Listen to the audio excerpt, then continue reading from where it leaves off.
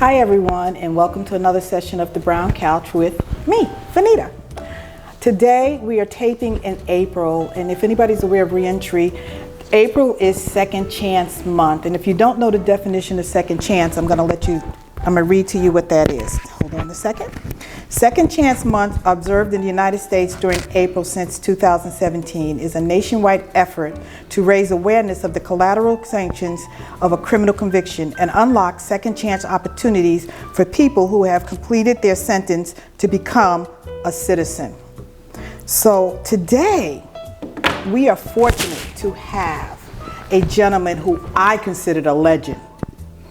I'm not going to tell you much about him because I want him to tell you our story, but sit back, relax, and listen to Larry Mallory.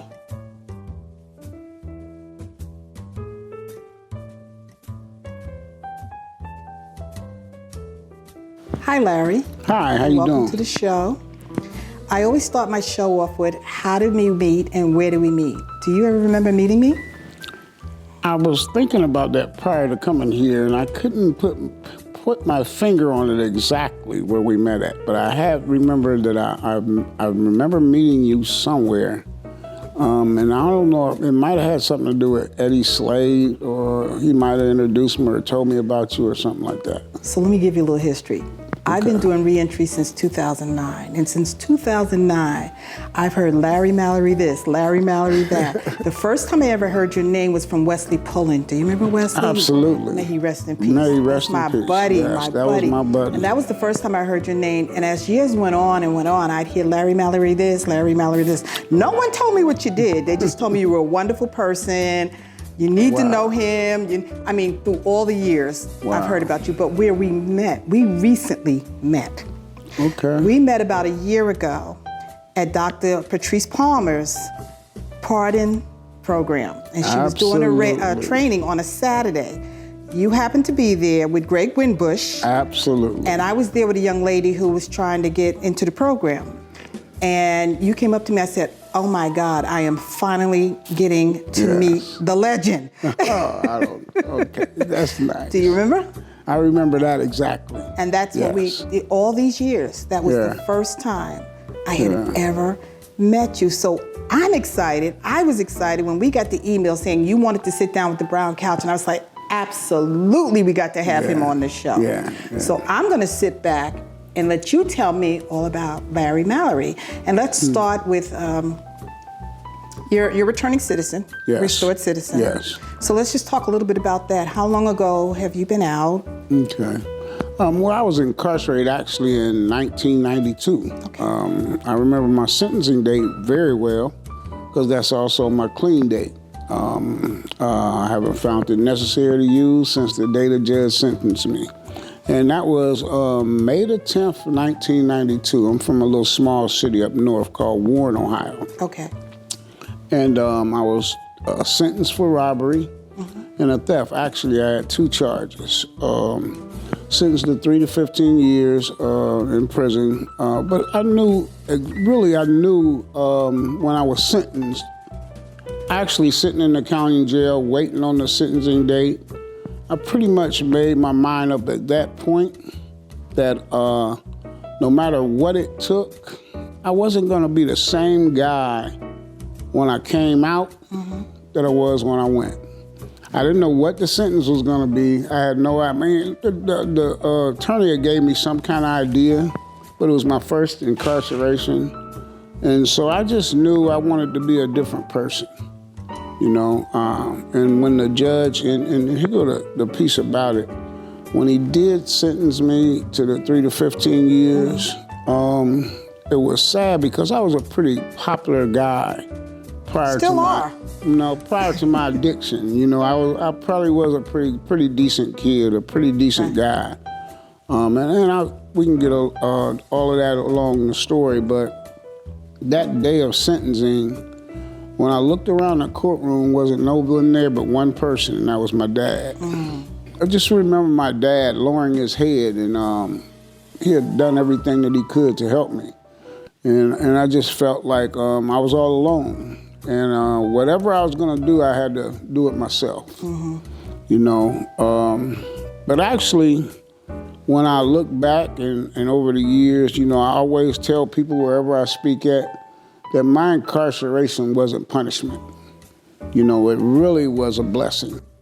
I looked at it from that first day as really an opportunity to get my life back. You know, I knew very well that the crimes and the stuff that I was doing in them streets was a direct result of drug use. Oh, okay. You know, I realized that I never had heard of AA, NA, CA, any of that, anything ever about recovery, because I really thought at that time of my life that everybody in the world got high. You know, like, and what I found out, you know, once I did start this process of recovery, is that that's just how small I had made my world. You know, the only people that I hung around or did anything with was people that used like me. You know, so I just went on and went to prison, and I guess I could start too as a kid. I can't sit around and say that I came from a broken home and all of that, because my dad was always there. My dad and mom was married for years. They both passed away, rest in peace. And they done a wonderful job with me, and I had one brother and 3 sisters. It's just, it was the decisions that I made once I became adult.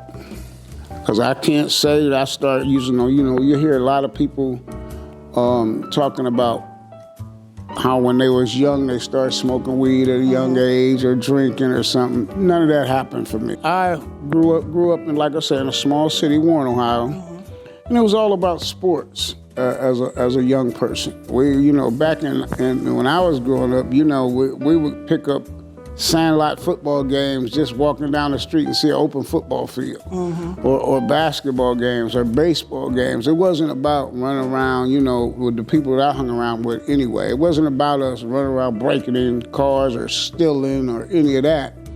We had a high school. We only had 2 high schools in my city, but all of the guys growing up, our high school teams, Paul Warfield was from my city. You know, it was a couple other guys, I would say it's about 15, 20 of them that's been to the NFL. So growing up, you just look forward to playing high school football for Warren Western Reserve or Warren G. Harding.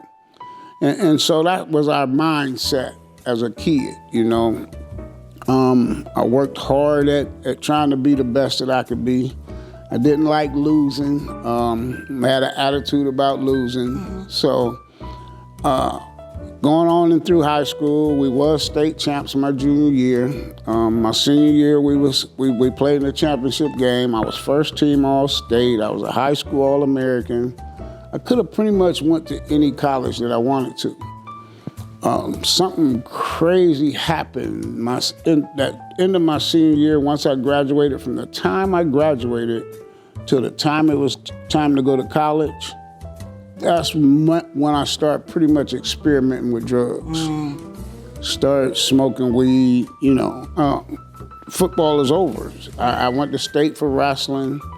The sports was over. I'm finna go to college, but I felt like I could take a break now. I could breathe. I could relax, let my hair down a little bit, you know. And I guess actually, now that I know, in hindsight, I must have had that addicted gene already in me. Cause from time from graduation to time to report as a freshman, I didn't want to go to college anymore.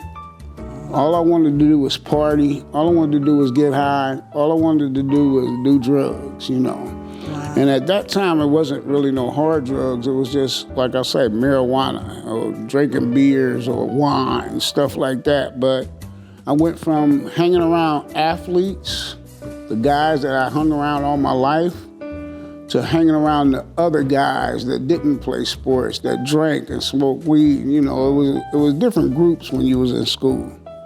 And so I found myself caught up in that, and my addiction took off like that.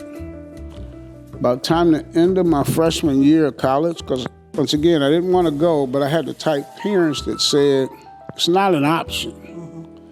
You're the first one to get to go to college, you're the first one to earn the right, you're gonna leave here, you know, because they knew I was getting outside of myself by some of my behaviors and stuff. My parents seen it when I couldn't see it, you know, so they made me go. But I called myself I guess I was being rebellious. Now, I'm not going to go to some of the major colleges or the schools that's trying to get me to come play football. I'm going to fix them. I'm going to go to the small school and do what I want to do. Just being rebellious against my parents, right? So I go off to college in less than a year.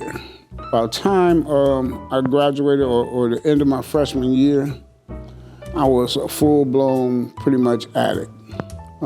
Now I graduated from smoking marijuana and drinking beer to I was shooting drugs. I was doing any and every drug that there was. I was taking pills, mescaline, microdot, sopers, quaaludes, everything that I could run across, stuff that I'd never heard of prior to that. And I've never heard of some of these you just named.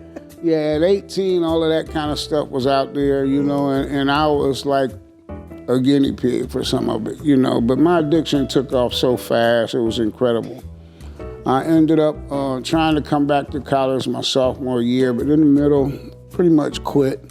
Because I think I came home for Thanksgiving, and in our area where I'm from, we had steel mills. And General Motors and Packard Electric, and you know, we had automobile places to work. It was good employment in that area. And I got a job at the steel mill. We stayed out all night. I got hired. I ended up seeing a couple of those paychecks, and that was it for me. No more college, you know. I'm gonna go to work, get me a paycheck, and the only thing happened is my addiction just continued to fester. I ended up losing jobs because of my addiction, getting in trouble here and there. I really wasn't a hard, all-out criminal at that time because I had a job that could pretty much take care of my habit until 1985 when crack hit. Yeah, and it was a different animal, you know. Trust me, I know. Yeah, it went from being able to, you know, use my paycheck pretty much to cover my addiction to I would get a paycheck and broke the next day.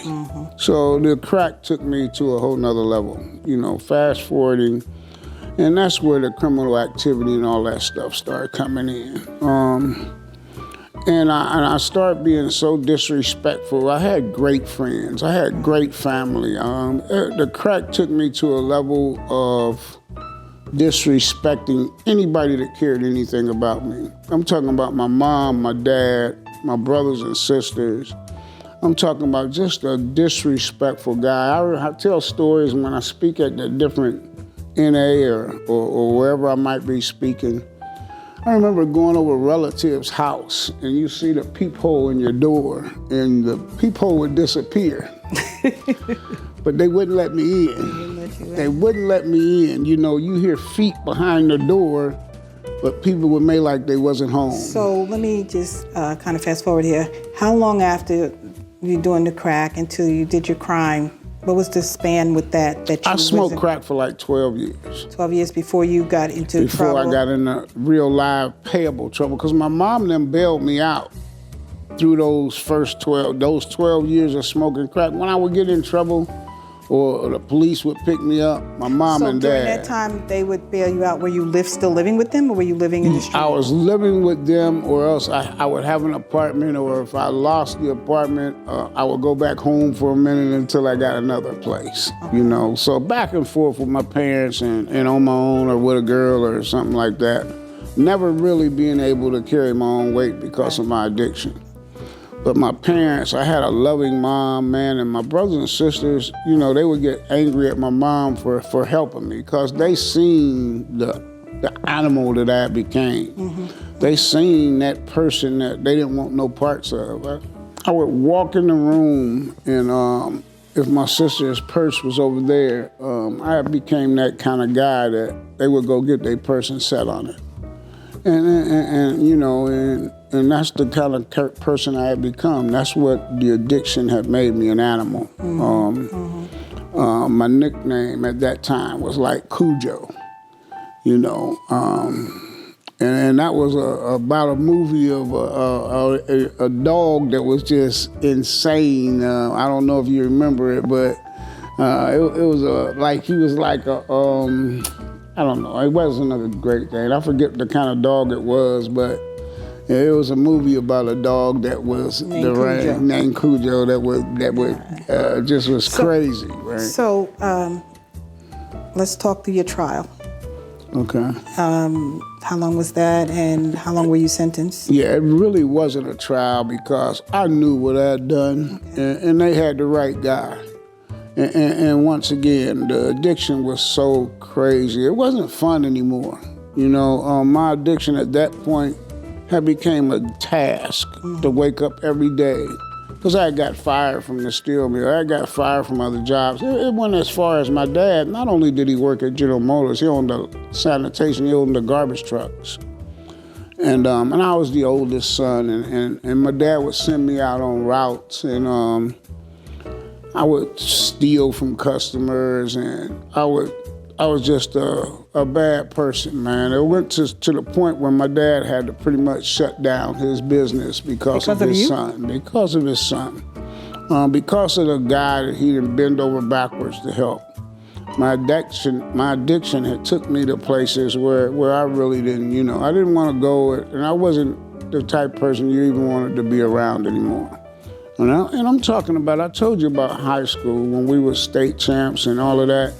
I would go to the mall as a senior in high school, and people would run up to me wanting my autograph for their kids. Anywhere I went, and I probably didn't need to spend money, or that's how crazy people was about me in the good days. And then come to the addiction and the drug use, and I was the opposite of that. And once again, man, I messed over everybody that cared about me. And when that judge sentenced me, it was almost a relief for real. Because I didn't have the courage at that time to just seek treatment. The only way, and I know it today, the only way I could have got help was what happened. When they took me off the streets because of my behavior and because of the kind of person I had become. Mm-hmm. And that's why I still say today was the best thing that ever happened to me. So how many years? I was sentenced to 3 to 15. I ended up doing 20 months. Really? Yeah. I ended up doing, because from the day I went into prison, I started seeking treatment. I started being the best person that I could possibly be. Soon as I just made up my mind that I was to be opposite of who I came when I came there. Mm-hmm. I never got wrote a ticket. I never got wrote up by a correction officer. I made myself respect whoever it was. I didn't care if you was a staff member. Yes, ma'am. Yes, sir. Mm-hmm. And now when I went to prison, I was like 37, 38 years old. Okay. And, it was a lot of people younger than me that was working there, but I still treated them with the utmost respect. Exactly. I didn't call them the police. They wasn't my enemy. They were people that came to work every day to feed their family, in my mind. So let me ask you this. With you only doing 20 months, were you able to take advantage of any of the programs in there? Absolutely. That's your period of time. So what trainings or classes did you take advantage of? By the grace of God, they sentenced me, and I went to Lorraine for a reception and ended up sending me to Pickaway Correctional Facility. Okay. But this is a God blessing as well. I get to Pickaway, and they're getting ready to start a program called Oasis. It's a therapeutic community that I'd never heard of before, but it was supposed to be, if you join this program, now initially, if you join this program, you get 3 days off your sentence for joining the program. Okay. And you get extra time for good days if you don't get in trouble and all of that. So that was my thought too. This could help me in so many different ways, right? And it could treat my addiction. I didn't know what a therapeutic community was, but I knew one thing: I wanted to be a better person. Mm-hmm. So I signed up. I was one of the first inmates in the Oasis program when it got started. We had originally 63 inmates. I probably was number 12 to 15, somewhere around in there, right? I get in the program, I learn the rules, I follow the rules, I do what I'm supposed to do. Now I'm getting educated on why, because I wanted to know, why am I treating people like this? Why do I treat my mom like this, somebody that loves me dearly? Why? I got one brother, 2 years younger than me. Why do I treat my little brother like I was treating him? Why do I treat people that love me the way I was treating them? I wanted to get educated on addiction. And I made it my business today. Still today, I can recite the 12 steps backwards, forwards, and sideways, and I'm not gonna miss a word. You know what I mean? Because I made recovery my life. When I was in prison, I never missed the AA, NA, CA meeting that they had from the time I was incarcerated. I played sports in there. I treated a guy that was 2 feet, 88 pounds, the same way I would treat a guy that was 9 feet, 800 pounds, with the utmost of respect. I just did everything. I wanted to be a totally different person when I left. So based on all that, who made the decision to let you out in 20 months? I had to go to the parole board. Board. I did every program that Pickway had to offer in 20 months. When I went to the parole board, there was no other classes that I really could take. Because right after one class was over, I was in another one. Right after another one was over, and I didn't sit in the back, I participated. I wanted to understand what the psychological effects of it. And what Oasis taught me was, if you change your thinking, you change your behavior. Like I said, it was a therapeutic community. It was the first one in the male prisons in the state of Ohio. And one started at the female prison a year before in Marysville, called Tapestry. Yeah. So the Tapestry girls and the Oasis guys was like brothers and sisters. And when you in the therapeutic community at Pickway, we had our own area where the other inmates wasn't allowed to come back there. Now you gotta understand, this is prison. And so any kind of programming like that, we got called all kind of names at the beginning. You know, we would go across the yard to the child hall together. We got called, really bees and all for derogatory. Participating in the program? Just for snitches, calling you all kind of names, because people that don't want help don't want to see people get help. Exactly. So they was really trying to push it. And some people fell for it, but it was some of us that stuck to our guns. I must be doing something right if they don't like me. You know what I mean? That's the way I looked at it. And so that's what I did. I put all my energy into getting my life in order. Didn't matter what you call me, just don't put your hands on me. Right. You know what I mean? So let me just say something to the audience real quick. For those who are not familiar with the location of the Brown Couch, we are here in Columbus, Ohio. So when I sit down with my guests, all the institutions that they're speaking are located in in Ohio. So the one he's talking about is maybe about 45 minutes from Columbus, Ohio, Pickway, and then Marysville, which is the Ohio Reformatory for Women, is also about 45 minutes in Marysville, Ohio from here. Ohio has one of the largest populations of institutions in the United States. So Absolutely. we have 40, how many? 38. 38 correctional institutions in the state of Ohio, and that's a lot. So I just wanted to educate everybody, because I've never told my audience where we're actually taping from, and when I'm sitting down with people, what institutions, when they mention the name of the institutions, Marion, Richland, that these are all in Ohio. Sorry, go ahead. Okay, thank you. And that's what Pickway was a blessing for me. No matter how the other inmates treated us guys in the program, most of us was pretty successful in getting our addiction taken care of. So I ended up the 20 months with the help of completing that program and all the programming that I took. The parole board was favorable for me my first time up. And First time up? My first time. And usually somebody with more than one charge, you hear that all in the prison. They'll never pay you the first time. Yes. All of that, but this was somebody else. So let me ask you, because the other thing I hear when you go to the parole, they'll ask you, did you reach out to the community? Will the community be there for you? Will you have family when you get out? And I know they look favorable to that. Did you have any of that when you went up? Absolutely. Or not? You did? Oh, yeah. Yeah, my family, just by me talking to them on the phone, and they're the only people that ever visited me as well. You know, they saw the changes over the months. They saw the changes right away. They could tell the changes on the phone. My family was supportive. They made sure I had money on the books every month. So, and this is another thing. In prison, you know, guys try to hustle and all of that. I wasn't on hustling.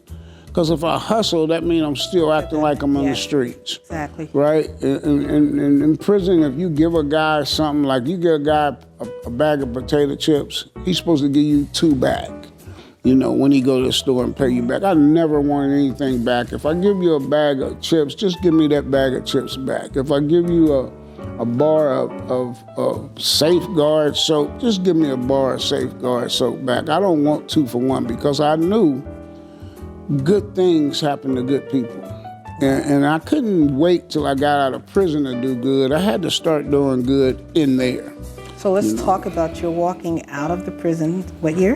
1994, December the 1st, 1994. So did you go back to Warren, or No. how did you wind up in Columbus? Yes, okay. My family had moved here. They had built a house here. My mom and dad and my sisters. I had a sister that got paralyzed from the neck down. And some of the best doctors they felt was here in the Columbus area. So my family moved down here, and they had showed me pictures from them building the house. My family still live in the house, my sisters do, out in Galena, out past Hoover Dam. My mom then built a big old house, man, like 10 bedrooms, 7 bathrooms, the elevator, the whole 9 yards, you know. And they showing this to me too while I'm in prison, you know. And I'm looking around my surroundings, and you know. And I remember just looking at that fence and looking at that barbed wire, and I used to say to myself and say to God, if they ever let me out of here, they'll never have to worry about me again. So did you go to the family's home, or did you Absolutely. go to a halfway house? You didn't have I went to a halfway house first. Okay. And that's what I should say as well. I didn't. I'll tell you by the end what I do now. But yes, I went to a halfway house first because, and that was a blessing in itself too. I don't think anyone incarcerated should go straight home. That's just me. My same sentiments as well. Because I think you should slowly integrate yourself. It should be a gradual progress, right. Especially because the family also was incarcerated Absolutely. with you. And say you've been gone 5-10 years, That's you're right. a different person. They're different That's people. right. People's lives have changed. So I kind of agree with you, Yeah. and I get a lot of flack about that. I do too. But I mean, I'm be honest with you. I hate when I hear someone came out and they finished their entire time and they're coming out not on parole. Yeah. And there's not much for them. So Yeah. I'd be like, oh, wow, I wish you was on parole, because I know you Absolutely. have to go to a halfway That's house. right. And those 90 days, believe it or not, I know a lot of them say they feel like they're still in prison, but Yeah. it's a progression. So Absolutely. I agree with you. Yes. Thank you. Sorry, audience, but I do. Yeah. And I needed that. And it was some great staff at the halfway house. They there to help us. Which one were you at? I came out to Comp Drug. It was on right there at the YMCA. Not the one on the west floor. side? No, Okay. 5th floor of the YMCA on Long Street, right? Which is now closed. Right, which is now closed. And I remember going there, and there was a guy that played football at Ohio State. He was one of my first counselors. You know, I remember that guy. He treated us with respect. He definitely treated me with respect. I didn't feel like a piece of crap, you know what I mean? He would take us places. Again, I followed all the rules, never got wrote up there. Get out, and now I understand. Now, when I go to prison, I have nothing. Even when I come out, now my mom then was gonna buy me some clothes, an outfit to wear home. No, I wore out state blues and a sweatshirt. You know, I didn't want them to buy me an outfit and all of that. You know, they had done enough for me the time that I was there. Just I didn't have to be dressed up to come out, because the clothes don't make the man. Already at this point, I done got educated, so I know who I am. So did your family feel like they got the old Larry back? Oh no, they got a new guy. They got a new guy. They got a new guy. They didn't get that addict that went to prison. No, not that one. The one prior to. Oh yeah. They got their brother and their son back. Yeah, that's what I'm saying. Yeah. I remember the first time I went home for Thanksgiving dinner from. Well, it wasn't Thanksgiving. It was Christmas. I'm sorry. I got a pass for Christmas to go home. From the halfway house? From the halfway house, and my dad came and got me, and we was driving up north and past out Sunbury Road, and I'm looking at Hoover Dam and all of the properties and houses. It was just fantastic. But I remember the most important thing I remember is I stood in my mother's living room window and I looked at all of these houses, and I'm talking about the houses out there is just like probably $800, $900 million houses, and I'm just standing there and I'm looking out and I'm saying, "Whew, boy, are y'all lucky." Boy, are y'all lucky. Boy, because you got a guy here standing here that I would have just been running rampage through that neighborhood, you know, but that's not the same guy that's standing here. And the blessings just start coming to me too as well. So how long were you in the halfway house? And 4 months. While you were there, what were your goals? Get a job first. I always hear that. That's the first thing I always hear. That's it. I gotta get a job. I gotta get a job. And here comes the blessing with that. One of my friends from Warren had a construction company. He heard I was home. He had played football with me before. He had his own construction company, and he gave me a job as a laborer, making $18.62 an hour. And back then, that was a lot of money, you know. And I was so happy. It lasted for probably about 3 weeks, and then I fell off a scaffold. That reminds me of the scaffold. It was like 20 feet. Wow. And I broke my fibula, tibia, and my ankle during the fall. And they told me I could never work construction again. Another blessing, though. Another blessing. I went to rehab at Ohio State, vocational rehabilitation. I was on workman's comp for a minute. And then I remember people used to come to that Oasis program since it just started, and they would visit and see the inmates and talk about what they was doing on the outside. And I remember a guy named Bob Dunkins, the pastor over at Diversified Community Service drug program, came and visited us in the prison. And he told us that when we got out, if we stayed straight, to come see him. So when I couldn't work construction anymore, now I'm on workman's comp, so I can't really work. Exactly. I went in and I applied for the position, but I couldn't work again. So all I applied for was to just do volunteer work. I just wanted to stay connected to recovery of some kind of way. Helping guys it was a halfway house. Me and Wesley Pullen started working there together. That's where we originally met, and this is like 1997, you know, and they allowed me to work there on parole.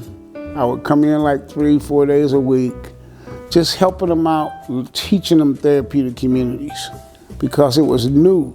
You know, like I said, we had the first one in the prison in '92. I was the first inmate, and I studied it inside and outside.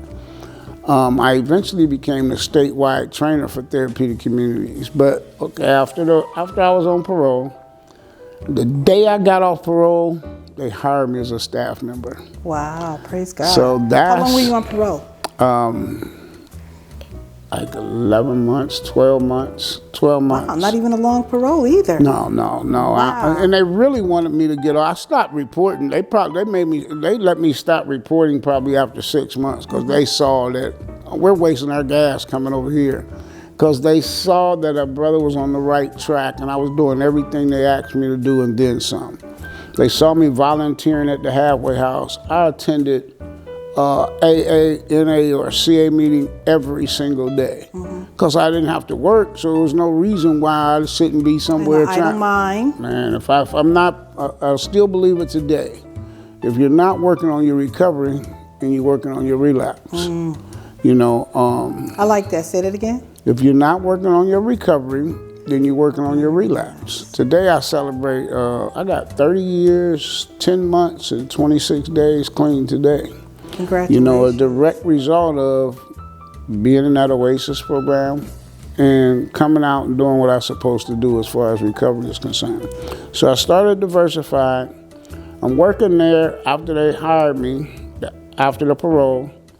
I probably was working there probably about 12, 13 months.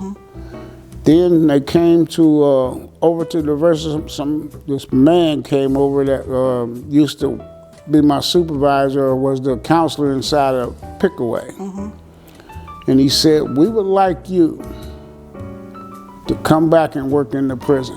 Were you one of the first ones to, throughout the state? They said, would you come back? The first time they asked me, I said no. Okay. Because in my mind, they must have found some more charges. Who would ask a person that got out of prison to come back and work in the prison that they was locked up in? I said, no, absolutely not, right? So they came about a couple weeks later and asked me again. I went home and I talked to my mom and them about it. I said, Mom, they must be serious, right?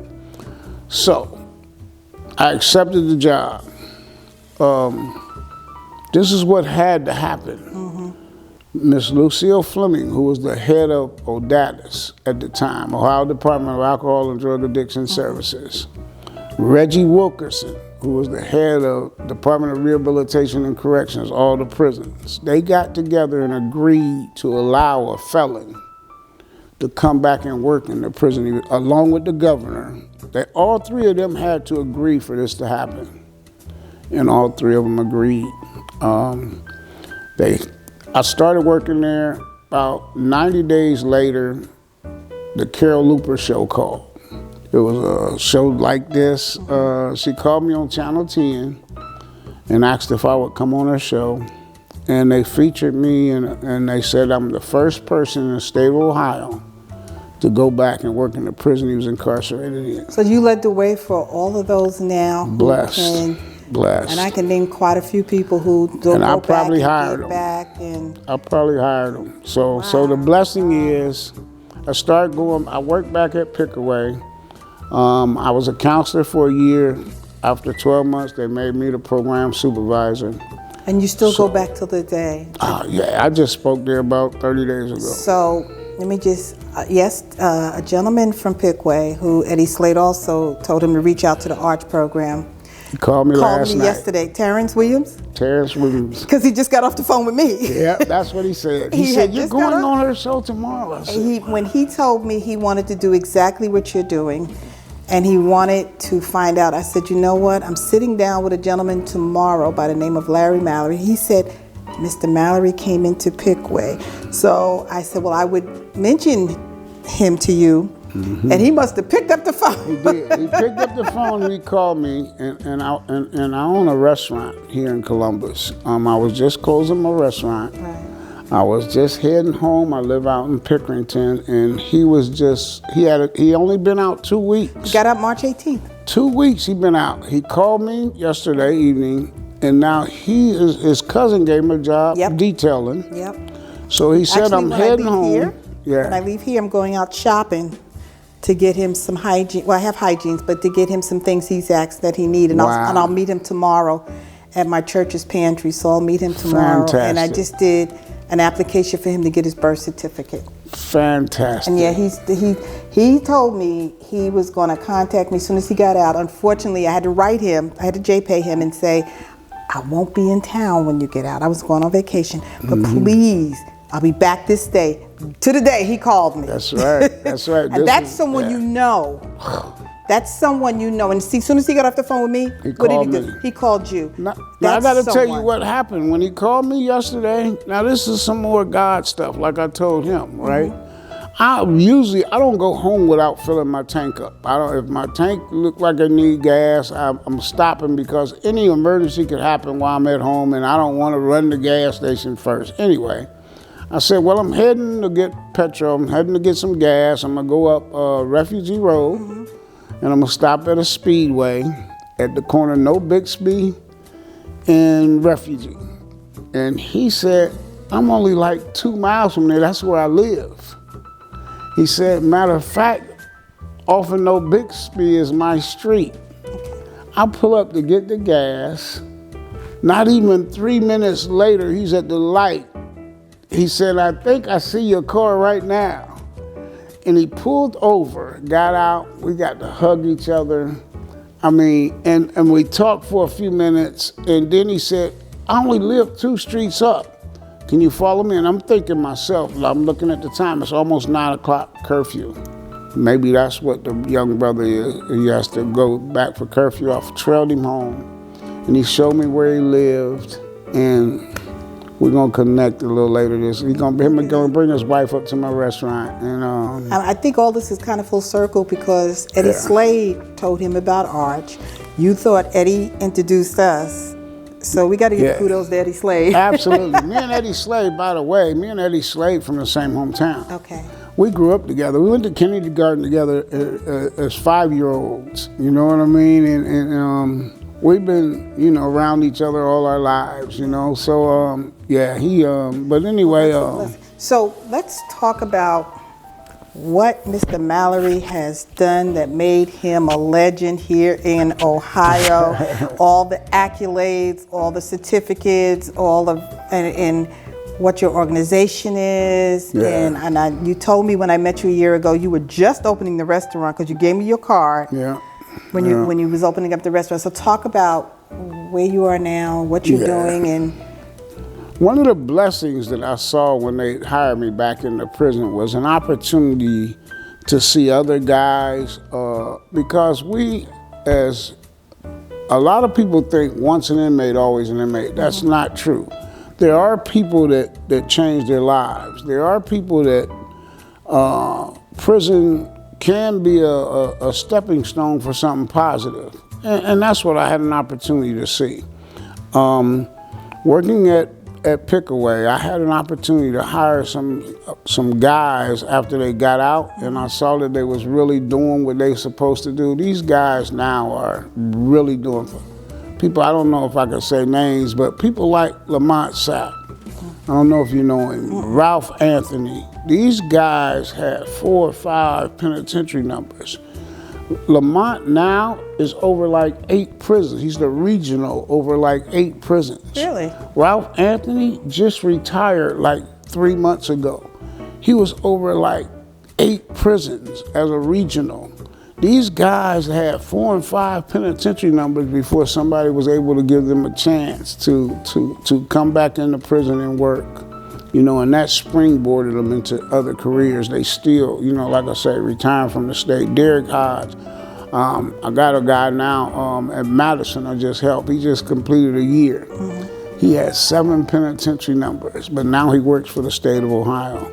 I had the opportunity to hire at least 15 felons that have really turned their lives around. So when you say hire, through what organization? Well, I worked at Pickaway. I was the program supervisor. So they started at ODATIS. Mm-hmm. Ohio Department of Rehabilitation and Corrections will allow people that work through ODATIS to come back and work in the drug program. Okay. So they came back as drug counselors initially. And now it's springboarded them into different departments inside of the correctional facility. Mm-hmm. So just when you can only keep what you have. I learned a long time ago by giving it away. Okay. And now when I help them guys and help some other guys, and it's just been a beautiful thing for real. So and I only hang around still today, man. I only hang around people that got as much to lose as I do. Mm-hmm. I only hang around people that's in recovery. You know what I'm saying? I live around recovering addicts. I hang with recovering addicts. Everything I do pretty much is around recovering addicts work for me. It's all about giving back. It's all about helping the next person get an opportunity to get their lives in order. Mm-hmm. And I'm a stern believer too of good things happen to good people. If you want good things to happen to you, you have to do good things. Exactly. And those why I'm sure the blessings that keep coming. You know what I mean? I don't worry about a whole lot because I surround myself with good folks. Mm-hmm. You know what I'm saying? So what's the name of your company? What's the name of your company? But the name of my restaurant is Big Miles Linden Cafe. What part of town? It's right on the corner of Cleveland and 11th, 1393 Cleveland Avenue. So Linden area? Yes. Okay. Yes, that's why I kept the Linden name on it so people could be able to identify where it's at. So when I hear someone say, call Larry for a sober living housing, is that your housing or is that for a program? Yeah, I have sober living houses as well for men and women coming out of prison. And that's called Big Miles. I can't even think of the name of my own business. But yeah, just call Big Miles and I'll take care of you. You know, it's my wife also. My wife is the director of a program called First Step. She's the housing director at First Step. My wife oversees like 31 sober living houses. What's your wife's name? Angela Mallory. Probably heard of her. Yeah. She oversees like 31 sober living houses. And that's just what we do. I'm the director at Choices Behavioral Health, where I treat men and women for drug addiction. And we have sober living houses as well there. Okay. You know, so, but I have my own personal ones for pay. You can pay and stay, but you have to remain sober. You know, if you use, you will be put out. I have zero tolerance for any using alcohol or drugs because when you start using, it changes the narrative. It changes people's way of living. You know, now here come the stealing, here come the disrespect, here come all of that. I only like messing with people that want to change their life. I don't have time to, you know, if I don't knock you for what you do, but if you don't want to stay clean, then do what you do over here. Don't come over here in our world. You know what I mean? That's all I'm saying. And once again, I'm not mad at people that can drink and use socially, you know, but once you determine that you're at it, using is not an option anymore. Right. So we're coming to like the close of the show, and I usually ask my guests to speak to the audience.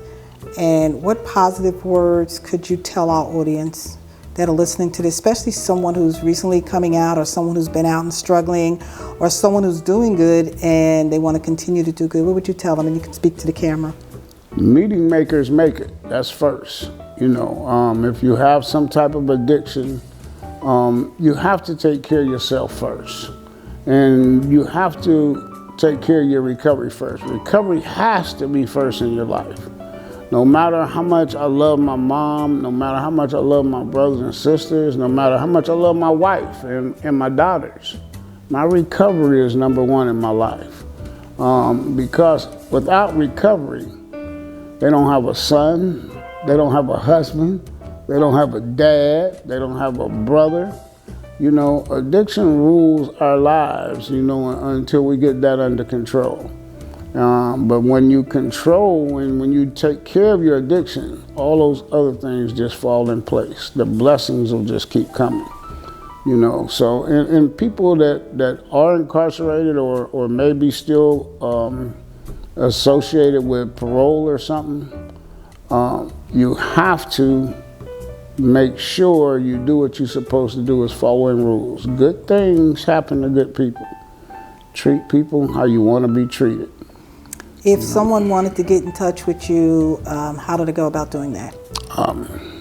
I give my phone number out all the time. I'm a 24/7 kind of guy, for real. 740-815-4739. That's 24 hours a day, 7 days a week. You can dial that number. Well, you know, Larry, legend. I am so glad to finally sit down with you. Man, thank you for the opportunity. Like I said, I've heard so much about you. Right. And when you contacted us, I was like, absolutely. Yeah, and I thank you for sharing your story. Man, thank you for what you do. I'm sure it's going to help someone out there. Thank you for what you do, because you give us felons, us people that's trying to change our lives, a format, an opportunity to speak. Thank you very much. You do a wonderful job. Say thank you. Thank you. Thank you, everyone.